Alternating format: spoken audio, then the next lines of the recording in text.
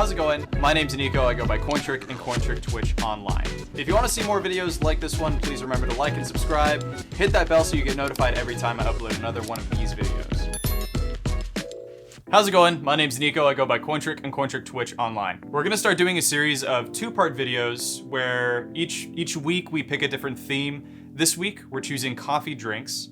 Not all of them are going to incorporate alcohol, but this week we're choosing coffee drinks. In the first part, which is the part you're watching now, I'll just show you a few simple drinks, and then in the second part, which you're going to see later this week, I'm going to cover some novelties, some twists on those classics, and maybe some things that you want to order out but could probably easily make at home. So, since we're covering coffee drinks, I feel like the most important place to start, besides drip coffee, because everybody can make that at home, I'm going to teach you guys a little bit about espresso. So to do that, first I have to grind my espresso, then we're going to pull a shot.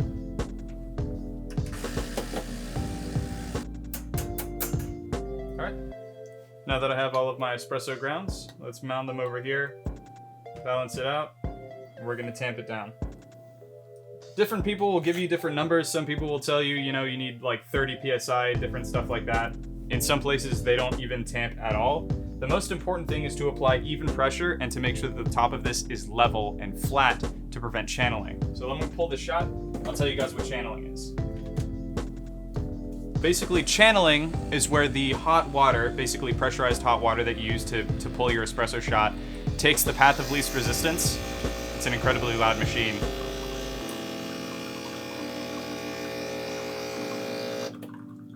So channeling is where the hot water that's under pressure that you use to extract your espresso takes the path of least resistance. And if your espresso that you've tamped isn't level at the top, basically what'll happen is the water will hit the surface and it'll take the shortest route to get out, and you'll end up with a much more watery shot.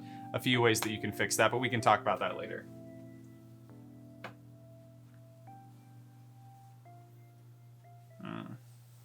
It's a wide glass, so the crema is not going to be super duper rich. Three things to keep in mind, three main things that you need to balance when you're pulling an espresso shot. You need to have the right coarseness for your grind. You need to have the right dosage, which is the weight, or depending on who you ask, the volume of the grinds of coffee that you're pulling. And then you need the right yield, basically the volume, or ideally the mass of your final product. Let's taste it, see how it turned out. I can tell tasting it, it's a little bit harsh and it's also a little bit watery, which means I don't think it was channeling. I think probably the coarseness of the grind was just a little bit too coarse. I could fix it now, but actually I'm going to move on to making a second drink. The second drink I'm going to make for you guys is going to be a latte. We're not going to use this espresso shot. I'm going to pull another one and I'm going to teach you guys a little bit about balancing coffee drinks and stuff like that. So if you remember all of the cocktail videos that we've made so far, every single cocktail has something in common, and that is that all of the ingredients only fill 5 different roles. I don't need to remind you guys what those 5 are, but coffee ingredients only have 4 roles, and they're different from your cocktail ingredients. So coffee drinks only have those 4 components. Coffee drinks are only made out of tannin, fat, sugar, and flavors, or what you might call aromas. Same deal. Tamp this down.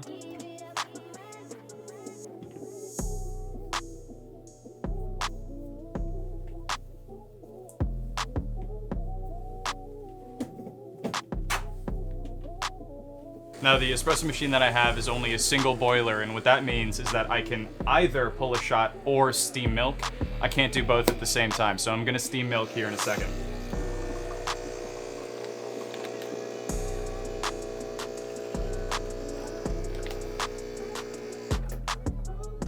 I'm choosing to use whole milk. There's a lot of other dairy alternatives that you can use, but really quick before I steam this, if you're using a dairy alternative, or even if you're not using whole milk, different kinds of milks will steam differently. Skim milk notoriously is incredibly loud when you're steaming it. It will literally scream at you. Other milks are harder to foam, they're harder to do latte art with. That has to do with the fact that they're comprised of different proteins, and they have different water content. Once you've steamed your milk, you can tap it. That'll get rid of the large bubbles that you have at the top. There we go, crema on this one's already a little bit better. Tap it, swirl it around. Ideally, the consistency that you want is you want it to be sort of velvety and flat, sort of like a satin finish on top. So I always try to get latte art on top of my lattes. latte art is not a necessity, but it is a sign of a good latte, because in order for latte art to actually form on top of your latte, your shot has to be pulled and made well, and your milk has to be the right temperature, the right density, and the right consistency to actually interact with the espresso the right way. Let us say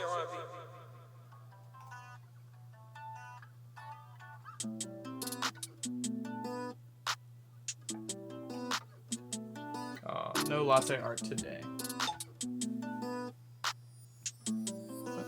There's our latte. Let's see how it tastes.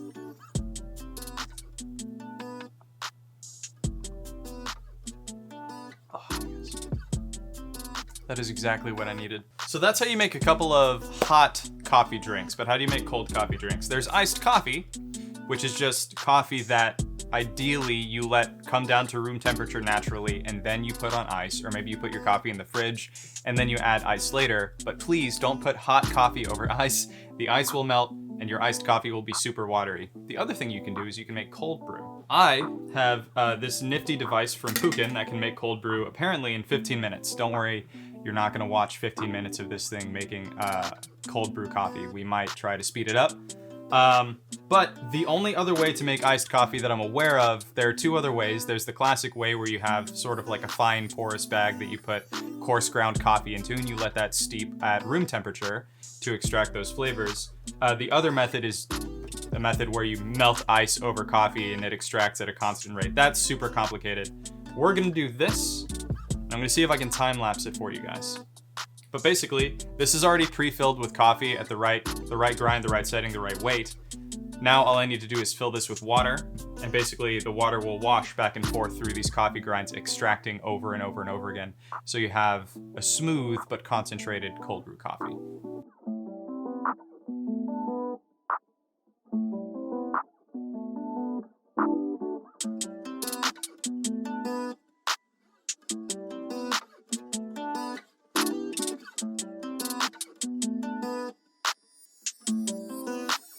So while this thing still has about 1 minute, I'll tell you guys a really quick story.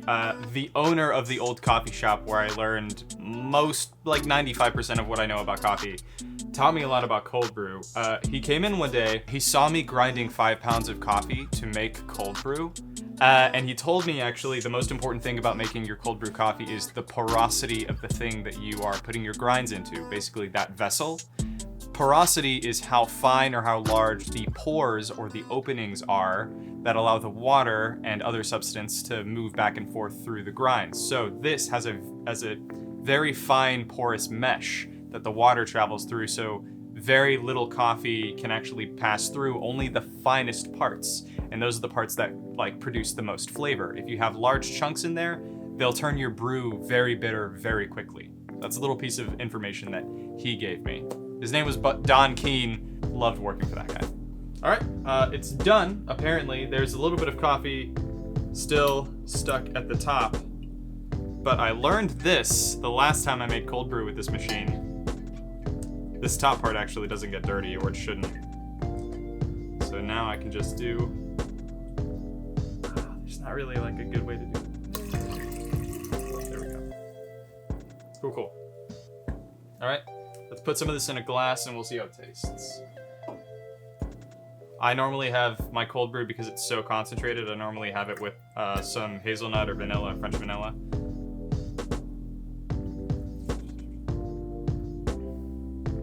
It's surprisingly smooth. I'm a little bit over-caffeinated already because I've had coffee today and I've been sipping on espresso and lattes and cold brew coffee now.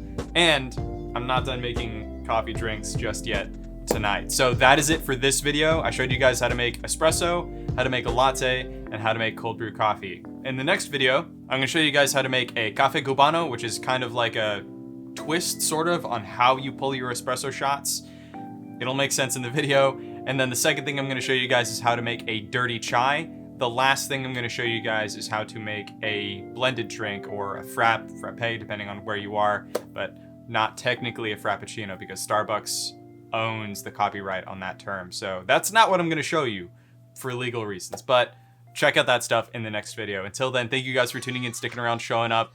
I had fun doing this. Thanks again for all of your help and support. Hopefully I've been helpful and supportive for you all as well, since that's why we do everything that we do here. If you learned anything during this video, please like and subscribe and comment what drinks you want to learn how to make at home. And I'll see you guys in the next video.